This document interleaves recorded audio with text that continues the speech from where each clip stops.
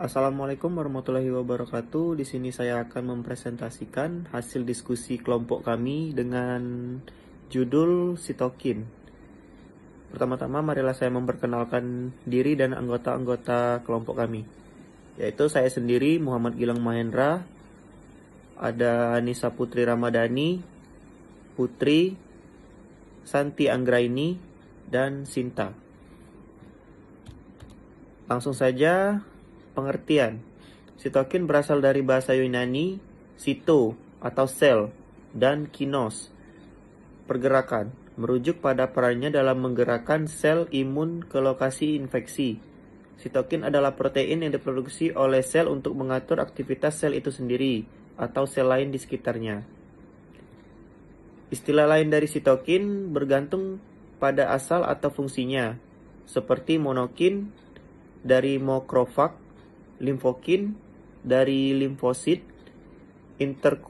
interleukin untuk dan dari leukosit, serta kemokin merangsang pergerakan leukosit ke area infeksi. Sitokin merupakan protein pembawa pesan kimiawi atau perantara dalam komunikasi antar sel yang sangat poten, aktif pada kadar yang sangat rendah 10-10-10 sampai 15 mol, dapat merangsang sel sasaran. Reseptor yang diekspresikan dan afinitasnya merupakan faktor kunci respon seluler. Baiklah, selanjutnya sifat umum sitokin. Sifat umum sitokin mencakup efek langsung dan tidak langsung. Efek langsung meliputi yang pertama memiliki berbagai efek pada banyak jenis sel atau pleiotropi. Yang kedua, bekerja pada sel penghasilannya sendiri atau autokrin. Yang ketiga, bekerja pada sel di sekitarnya atau parakrin. Efek tidak langsung. Yang pertama, merangsang ekspresi reseptor sitokin lain atau bekerja sama dengan sitokin lain atau sinergisme. Yang kedua, menghambat ekspresi reseptor atau produksi sitokin antagonisme. Lalu selanjutnya ciri-ciri sitokin. Yang pertama, sitokin adalah polipeptida yang diproduksi sebagai respons terhadap mikroba dan antigen, berperan sebagai mediator imun dan inflamasi.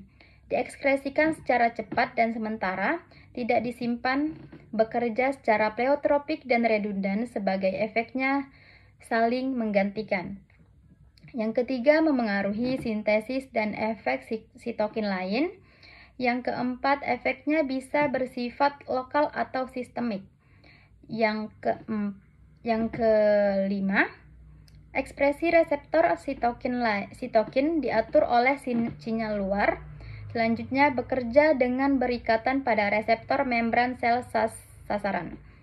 Terakhir, menyebabkan perubahan ekspresi gen yang memunculkan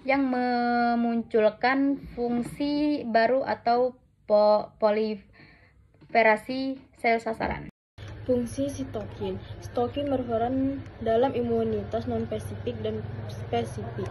Pada imunitas non-spesifik dan sitokin dari mikrofag dan sel INK memicu inflamasi dini serta mengakibatkan sel efektor seperti makrofag pada imunitas spesifik. Sitokin dari sel mengaktifkan sel imun spesifik.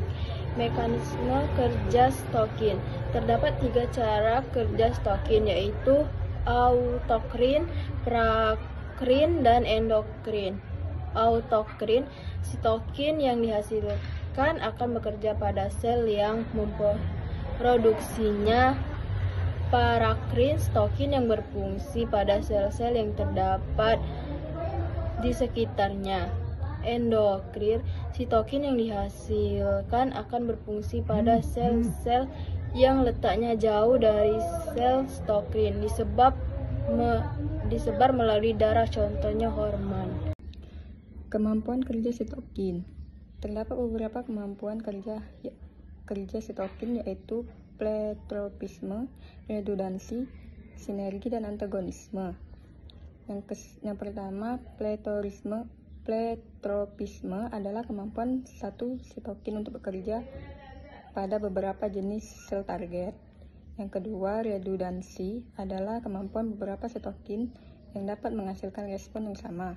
Yang ketiga, sinergi merupakan cara kerja beberapa sitokin yang saling bekerja sama untuk menghasilkan satu jenis respon. Yang terakhir, antagonisme adalah kemampuan satu jenis sitokin yang dapat menghambat sitokin lain. Karakteristik sitokin. Yang pertama, diproduksi oleh sel-sel yang beraktivitas setelah mengenali patogen. Yang kedua, sitokin yang dihasilkan oleh berkaitan dengan reseptor pada permukaan sel target. Yang ketiga, ekspresi. Ekspresi reseptor sitokin diatur oleh sinyal eksternal. Setelah berkaitan dengan sel target, sitokin dapat memicu perubahan ekspresi gen yang menyebabkan perubahan fungsi dan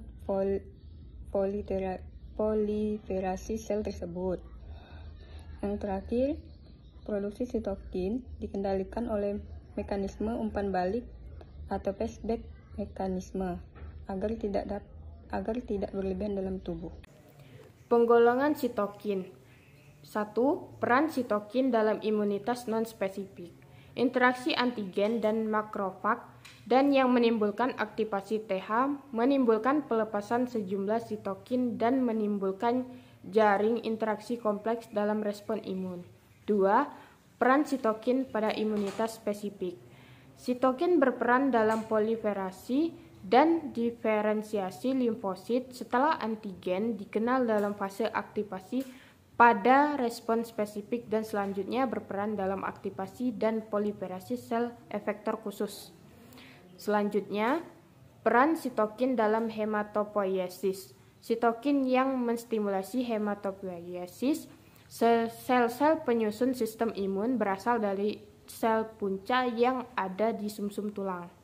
Sel-sel punca ini akan berdiferensiasi menjadi sel-sel imun yang memiliki fungsi spesifik. Proses diferensiasi ini merupakan suatu proses berjenjang dan dibantu oleh sitokin. Beberapa sitokin yang berperan dalam proses hematopoiesis antara lain IL-7 dan GM-CSF. Kesimpulannya, sitokin adalah protein penting yang diproduksi oleh sel sebagai respon terhadap rangsangan imun, berperan dalam mengatur dan mengarahkan aktivitas sel imun, memiliki kerja autokrin, parakrin, dan endokrin.